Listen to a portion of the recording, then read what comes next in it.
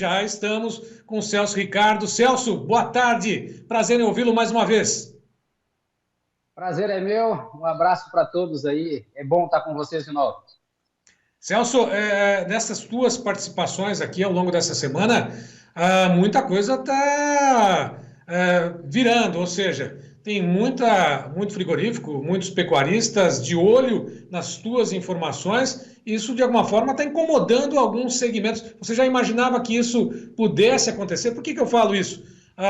Algumas indústrias, por meio de alguns veículos de comunicação, já estão se movimentando para tentar, né, mostrar um outro lado, o lado da indústria, daquilo que está acontecendo no mercado da pecuária. É um bom sinal, não? Olha, é muito bom porque nós estávamos debatendo até na chamada os frigoríficos brasileiros realmente, e é interessante que a gente sempre venha a frisar, existem frigoríficos parceiros do pecuarista e existem outros que não são tão parceiros. Mas a gente precisa entender que os frigoríficos dentro da cadeia produtiva da carne bovina, eles têm realmente todos os cenários nas mãos. Eles têm a proximidade com o mercado consumidor, seja no mercado interno e externo, preço, volume, produto, né? E a partir dessa diversificação comercial, eles conseguem, né, melhorar as suas margens de lucro, as suas negociações, e essas informações, essas potenciais informações que seriam imprescindíveis também para o pecuarista, não chegam na outra extremidade. Então, com certeza, os frigoríficos eles detêm tudo que é o mais importante e, a partir daí, eles conseguem jogar com o mercado ao seu favor. E o que a gente vê ao longo dos anos é que a pecuária de corte não consegue se estruturar bem, se estabilizar, né, a partir de todos os meses do ano, porque, de uma certa forma, trabalha mais tempo no escuro do que propriamente sabendo o que está acontecendo no mercado da carne.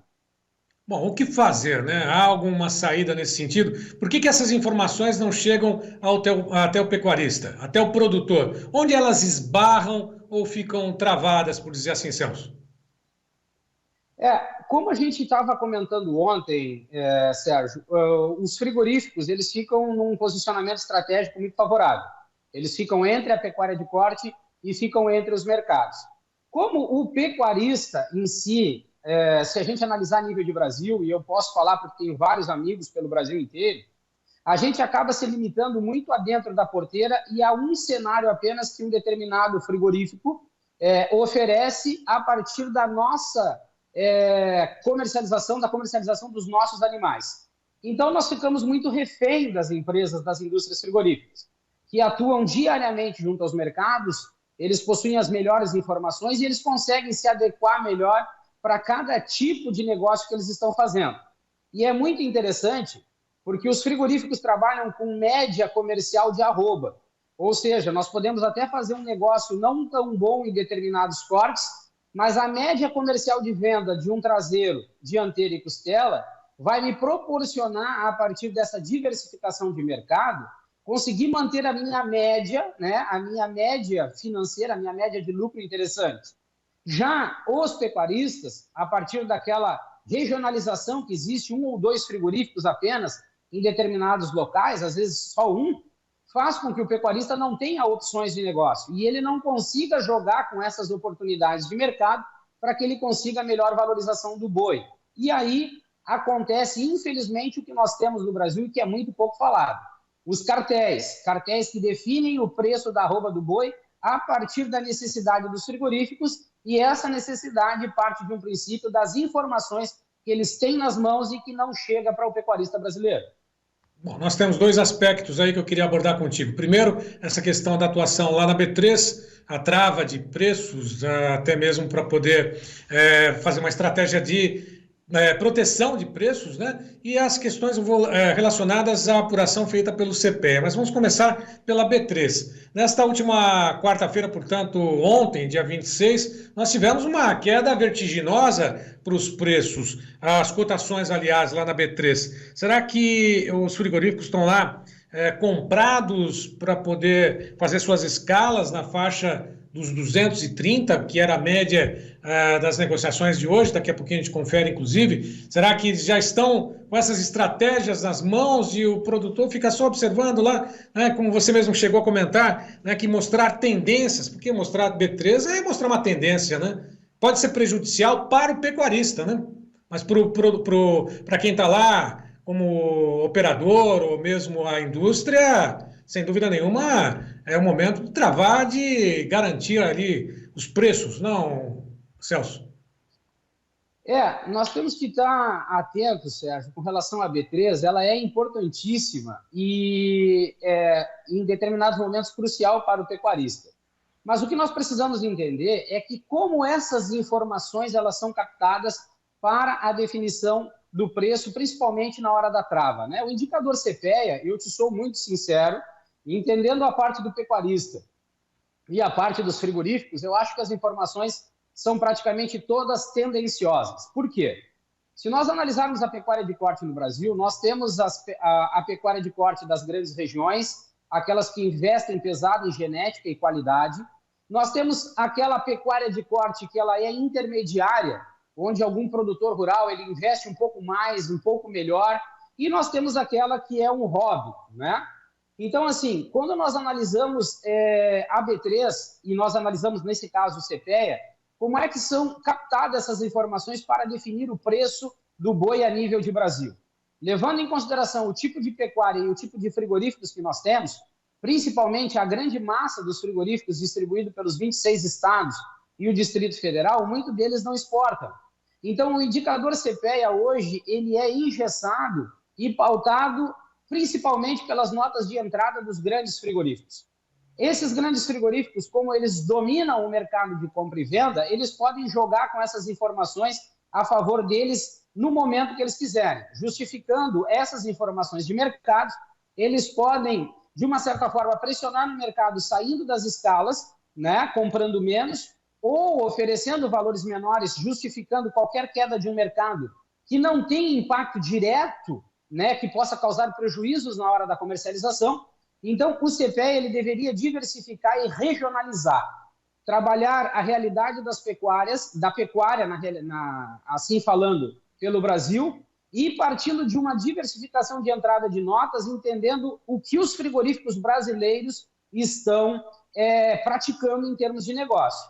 Mas como a gente sabe que tudo gira em torno das três grandes empresas, JBS, Marfrig e Minerva, e elas dominam esse mercado, fica muito fácil para elas subirem o preço e quebrarem com a concorrência, fazer do pecuarista um refém para eles, grandes frigoríficos, e eles, quando saem das escalas justificando alguma oscilação de mercado, as demais empresas que perdem competitividade acabam limitando as compras e o pecuarista, de uma maneira geral, também acaba ficando, como eu disse, refém e tendo que vender a qualquer preço e a qualquer custo os seus animais para essas grandes empresas. Bom, e de alguma forma, o que eu entendo, isso a gente tem acompanhado, quer dizer que você propõe também até mesmo debruçar, né, para que o indicador ou a metodologia do indicador CPEA tenha uma abrangência um pouco maior do que aquilo que hoje em dia tem, né, para poder formar a média das negociações, divulgar o valor do boi gordo, porque é só em São Paulo com base nos volumes exportados.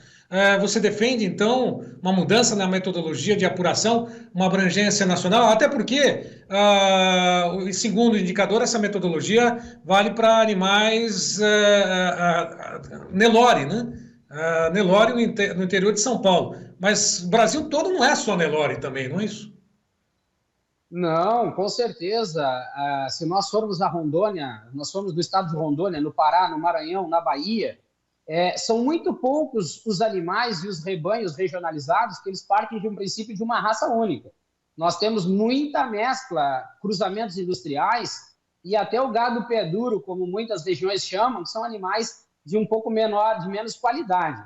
Mas o que a gente precisa entender é que nós, quando andamos pelo Brasil, o indicador CPEA virou, de uma certa forma, um órgão balizador de preços.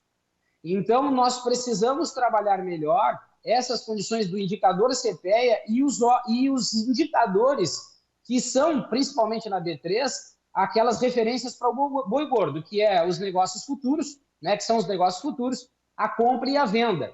Mas, partindo de um princípio dessas informações da B3 e do indicador CPEA, a realidade a nível de Brasil ela é um pouco diferente. Ou o CPEA regionaliza e trabalha determinados pontos específicos, ou nós abrimos o indicador a nível de Brasil, trazendo a partir de um mapa as especificações coletadas pelas informações de nota de entrada dos frigoríficos regionais, para passar aí sim, a partir da média de venda desses frigoríficos, a capacidade total que pode ser paga pela arroba do boi daquela região, mas nós não podemos deixar da maneira que está. O CPEA balizado em São Paulo, né, nos grandes frigoríficos, e isso, de uma certa forma, causa um problema maior, tanto para a pecuária como também para os frigoríficos que não exportam. E o pecuarista, como depende, às vezes, de comercializar o seu animal com determinados frigoríficos que não estão nesse mercado de exportação, acabam sendo prejudicados. E eu tenho um exemplo. Quando eu fui a Brasília para me encontrar com o Paulo Guedes e com a Tereza Cristina e a sua equipe do Ministério, eu só quero fazer uma pauta assim, para mais ou menos fazer uma referência entre o CPEA regionalizado, mas que influencia o Brasil, e a Conab. Quando eu fui lá, o representante máximo da Conab, eu não me lembro o nome dele agora, mas me comprometo em descobrir para falar aqui no próximo programa, ele me mostrou toda uma análise que a Conab faz com relação a preços e estatísticas de leite, de grãos, mas parte de um princípio de uma análise de 3, 4 propriedades de grande potencial, e isso não é a realidade que o Brasil vive. Por isso que eu digo que a coleta de informações ela precisa ser muito específica, muito real, e passe para nós de uma forma muito clara o que está acontecendo para que determinadas regiões e propriedades rurais tenham o mínimo possível de erro na hora do investimento para com os animais, para com o rebanho bovino. Se nós largarmos cada vez mais, disponibilizarmos informação, nós vamos conseguir investir mais, investir melhor e, mais do que isso, o pecuarista vai conseguir ter retorno a partir da realidade comercial que o seu município, que o seu estado tem. Da maneira que está, alguns pecuaristas podem imaginar pelo indicador CPEA um valor, investem no rebanho na hora da comercialização, não conseguem chegar nem perto daquele valor que está sendo divulgado a nível de Brasil. Bom, Celso, muita gente tem participado conosco e eu faço convite para quem está nos acompanhando, mande pergunta aqui para o Celso. Esse é o objetivo aqui do Clube de Assinantes. Você pecuarista, você que é produtor, faz a integração também nos mais variados sentidos, né? Tanto a agricultura, a pecuária, enfim, você pode mandar perguntas aqui para o Celso. Se não chegar hoje, né, você certamente vai ter as respostas no próximo programa, na participação amanhã do Celso às 15h30. Mas, de qualquer forma, vamos lá, vamos por partes. Você falou que, primeiro, que os frigoríficos têm nas mãos as informações do mercado. Né? De alguma forma, eles têm essa possibilidade de, usando um termo mais chulo, manipular o mercado. Seria mais ou menos essa, ou eu estou exagerando o termo mais adequado para uma situação como essa, Celso? Sérgio, tu usou o termo, para mim, mais adequado. Existe muita manipulação de mercado. Se nós analisarmos hoje, claro que essa entrada e essa irresponsabilidade que o Brasil teve de direcionar, no caso aqui, nós estamos falando da pecuária de corte, mas direcionar o setor do agronegócio focado no mercado da China, e esse mercado da China que inflacionou tudo, exatamente tudo, direto e indiretamente no agronegócio, nos deixou muito engessados, sem condições. E esse direcionamento irresponsável, junto com a manipulação do mercado, faz com que algumas empresas possam, de uma certa forma, mesmo tendo lucro, justificar qualquer atitude desse mercado para jogar o preço do boi para baixo. Ontem nós comentamos isso e eu vou ratificar novamente. Para os frigoríficos, qualquer situação que aconteça do portão para fora, ele usa a seu favor, e aí nós entramos na palavra que tu disse, manipulação, que eu acho perfeita, ele usa a seu favor para pressionar o pecuarista. O preço do boi é o alvo de qualquer situação, mesmo que às vezes nem tão desfavorável para os frigoríficos, é o alvo para qualquer indústria frigorífica pelo Brasil. Então nós precisamos, de uma certa forma, abrir essa caixinha de informações, Porque o mercado interno, por exemplo, se a China tem, de alguma forma, a cair os preços de compra, o mercado interno brasileiro, para aquelas carcaças de mais qualidade, quando nós entramos, para tu ter um exemplo, né, nos cortes grill ou nos cortes gourmet, os frigoríficos produzem hoje carne com osso, né, eles produzem carne desossada, cortes tradicionais, e produzem os cortes grill e os cortes de exportação. Mas quando nós entramos no mercado interno, né, a carne com osso, se um frigorífico compra um boi e ele abate esse boi e vende somente a carcaça com osso, a média de margem de lucro bruta, fica entre 3% a 6%. Se nós entramos nos cortes tradicionais, aqueles cortes de menos qualidade, que entram no atacado muitas das vezes, e os frigoríficos usam para pulverizar a marca, as carnes desossadas para esse mercado ficam lá em torno de 8% a 12%. Quando nós entramos para os cortes grill ou gourmet, aí as margens já vão de 16% até 40% de margem. Claro que nós estamos falando de 6 a 9 cortes, né, principalmente do traseiro. Mas mesmo assim, os frigoríficos eles jogam a partir de um preço de um produto o mercado para cima ou para baixo. E a realidade que nós temos, a partir de uma análise comercial total, a média ponderada dos preços é que vai mostrar para os frigoríficos qual é o preço real da arroba comercial de venda. E eu garanto para ti, como para os nossos ouvintes, que esse preço, tendo em vista hoje o que está se pagando pela arroba do boi, é muito vantajoso financeiramente para os frigoríficos aqui no Brasil.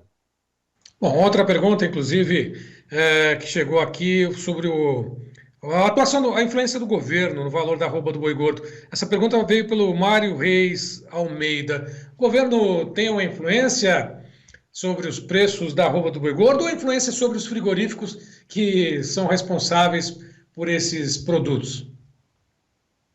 Olha, eu, para mim, sinceramente, e estive dentro do Ministério da Agricultura, entendo que esse ministério seria importantíssimo para poder trabalhar em prol do agro como um todo e, nesse caso, especificamente em cima da pecuária de corte e da carne bovina.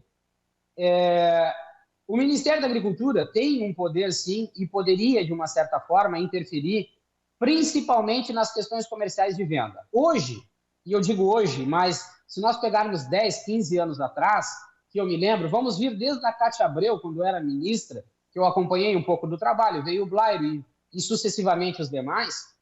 Quando a gente fala em cadeia produtiva de carne bovina no Brasil, muito mais sobre exportação, o Ministério da Agricultura é somente um coadjuvante. O ministro da Agricultura, no meu entendimento, porque estive lá e acompanhei, ele é um mero coadjuvante que está ali para assinar aquilo que as grandes empresas, ou que, por exemplo, a ABIEC define sobre o mercado internacional e ponto. O Brasil não tem representatividade, Sérgio, no mercado internacional. Quem manda e define são as grandes associações e as grandes tradings quando a gente fala em mercado de grãos. E isso é prejudicial porque são essas associações que têm os grandes frigoríficos e que buscam os interesses desses grandes frigoríficos no mercado internacional, ou seja, os melhores negócios sempre vão estar nas mãos dessas associações, no caso da ABIEC, e isso não abre esse mercado a nível de Brasil, e quando poucas empresas dominam o mercado de exportação, que tem a melhor margem de lucro, elas podem, a partir daquela média que eu falei dos preços e da margem de lucro, jogar os preços no mercado interno lá embaixo, e isso prejudica porque afeta o pecuarista, a grande maioria dos frigoríficos não conseguem competir com o preço da arroba, e aí, mais do que nunca, esses cartéis são montados e nós, pecuaristas, acabamos ficando na mão dessas empresas. E o governo, a partir dessa questão, que eu sou totalmente contrário ao livre mercado, eu acho que todo mundo tem que ter o direito de negociar, mas precisa haver um controle, porque se esse cenário que nós estamos, e que já faz muito tempo que está, as grandes empresas cada vez crescem mais, cada vez o pecuarista vai ficar mais refém e a competitividade diminui. Então, o governo teria totais condições, a partir de políticas, né, para o setor da pecuária de corte, principalmente, melhorar e equilibrar, né, trazer equilíbrio e estabilidade para que o pecuarista invista mais, invista melhor e o que interessa, tenha lucro na hora da comercialização. Não, deixa eu entender só essa última questão. Você falou sobre o livre mercado. o livre mercado por parte dos frigoríficos e, lógico, remunerando adequadamente aos pecuaristas. Seria essa a lógica. Você defende aquilo que lá no passado houve e nós tínhamos aqui no Brasil como um estoque regulador de carne, por exemplo, ou isso está fora de cogitação? Olha, Sérgio, precisaríamos ter muita responsabilidade com relação a isso, né? Eu acho que os estoques reguladores, tanto para grãos como para proteína, de uma certa forma, proteína é um pouquinho mais difícil, mas ele traz para nós, a partir de um custo de produção controlado, e aí nós entramos numa outra área, né? Quando nós deixamos as grandes empresas dominarem o mercado, a questão de custo fica complicado, porque uma hora, quando é interessante para as grandes empresas, elas vão no mercado e aí nós, pecuaristas, investimos achando que o mercado melhorou e aí qualquer tropeço do mercado, elas saem fora e nós ficamos com o custo de produção nas mãos, que foi o que aconteceu recentemente com esse negócio da China, e nós, por um longo período, acabamos tendo que mais girar dinheiro do que ter lucro e assumimos um prejuízo. Então, a questão dos estoques reguladores para grãos, eu acho que, de uma certa forma, é interessante se houver a trava do preço e a política do preço mínimo justo, que houve lá atrás, a partir de um projeto, ela fosse realmente verdadeira e que garantisse para o produtor rural, né, aquele preço que, pelo menos, cobrisse as suas despesas e não deixasse para ele o prejuízo.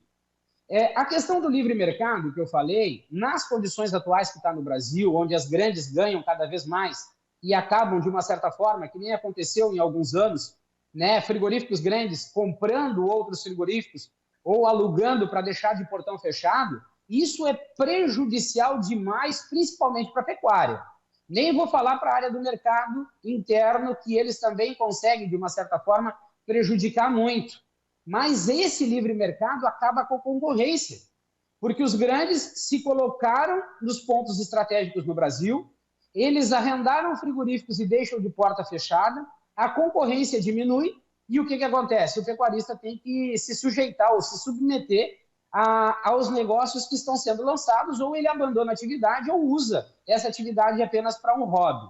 Então, o governo tem, sim, um papel crucial e fundamental para estabilizar e não fazer com que só uma fatia do mercado ganhe e o restante acaba tendo que revisar contas mês a mês e não possa usufruir dos investimentos que faz, pensando na margem de lucro que deveria ser muito melhor, garantindo não só para ele pecuarista, mas também para os frigoríficos animais de mais qualidade que iriam beneficiar com certeza os mercados, seja mercado interno e externo, e com isso a lucratividade seria maior para todos. Bom, arrendar para fechar as portas, para fazer com que o pecuarista vire cada vez mais refém nesse sentido. Bom, nós vamos encaminhar para o finalzinho desta nossa participação. Eu vou deixar até uma pergunta para amanhã com relação a esta atuação do Ministério da Agricultura, você falou a respeito, se é uma atuação do ministro ou a atuação do governo na solução de alguns casos, como você mesmo elencou aqui, essa situação do pecuarista, situação inclusive do produtor de aves em função do embargo do Japão às carnes de aves lá do estado do Paraná, de Santa Catarina, enfim, de Santa Catarina, né? O Paraná, desculpe, vou deixar bem claro aqui, decretou estado de emergência zoossanitária. O embargo foi imposto pelo Japão às carnes de aves do Espírito Santo e também de Santa Catarina, aí sim.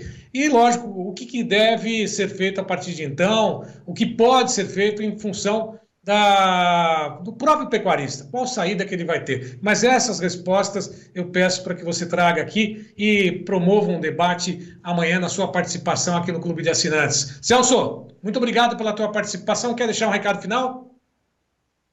Sérgio, eu que agradeço mais uma vez a oportunidade e, como eu disse hoje para o pecuarista, ele precisa estar atento, né? Como a gente falou na B3, eu acho interessante e importante essa trava de preços, esse acompanhamento, mas mais uma vez eu reforço, o pecuarista tem que estar de olho da porteira para fora também. Comportamento de mercado, buscar de uma certa forma o maior número de informações sobre o que acontece na sua região, para que ele consiga investir mais e melhor com garantias de retorno, de lucratividade na hora da comercialização dos seus animais. Informação é tudo e, infelizmente, às vezes, como os grupos de pecuaristas pelo Brasil não conseguem adentrar nesse mercado, né, nessa cadeia produtiva de uma maneira mais ampla, ele acaba se tornando refém, como a gente falou, e as informações chegam limitadas e aí esse retrato que acontece no Brasil, o pecuarista cada vez mais refém dos frigoríficos, e isso é uma situação que precisa ser revertida o mais rápido possível.